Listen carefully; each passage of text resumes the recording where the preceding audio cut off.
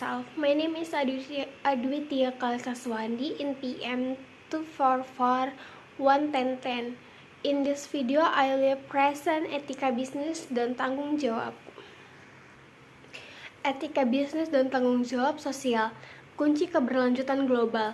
Dalam era globalisasi yang dinamis, etika bisnis dan tanggung jawab sosial perusahaan CSR bukan lagi sekadar pilihan, melainkan fondasi krusial bagi keberlanjutan dan pertumbuhan jangka panjang.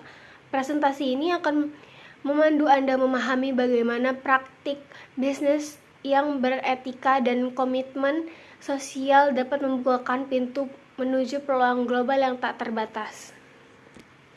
Dimensi tanggung jawab sosial perusahaan. 1. Lingkungan.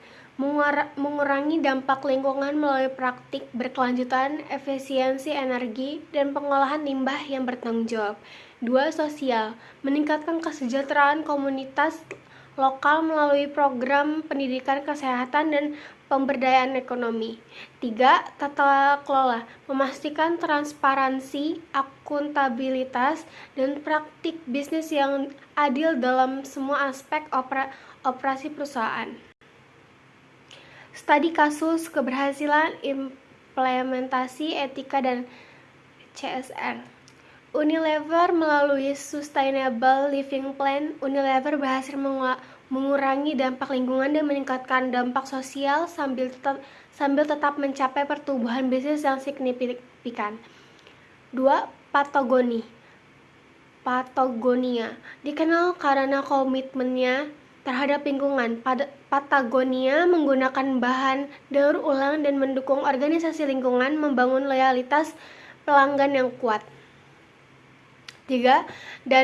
Danone memprioritaskan kesehatan dan nutrisi serta bekerja sama dengan petani lokal yang memastikan praktik pertanian berkelanjutan menciptakan nilai bagi pemangku kepentingan.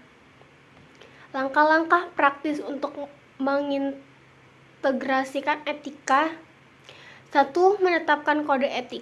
Mengembangkan kode etik yang jelas dan komprehensif untuk memandu perilaku karyawan dan pengambilan keputusan. 2. Pelatihan karyawan. Memberikan pelatihan reguler tentang etika bisnis untuk memastikan pemahaman dan penerapan yang konsisten. 3. Pelaporan transparan. Pelaporan kinerja secara terbuka dan transparan untuk membangun akuntabilitas dan kepercayaan. 4. Keterlibatan pemangku kepentingan. Melibatkan pemangku kepentingan dalam proses pengambilan keputusan untuk memastikan bahwa kebutuhan dan harapan mereka dipertimbangkan.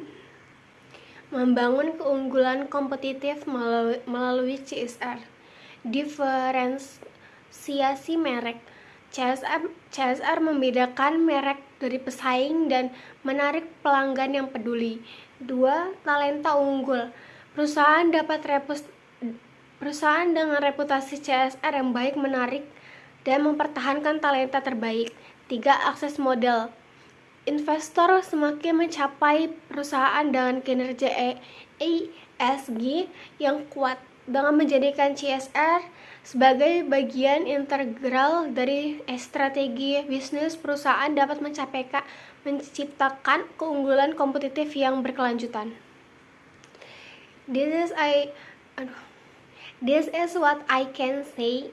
In advance, I apologize if there are any words that are not clear. Thank you.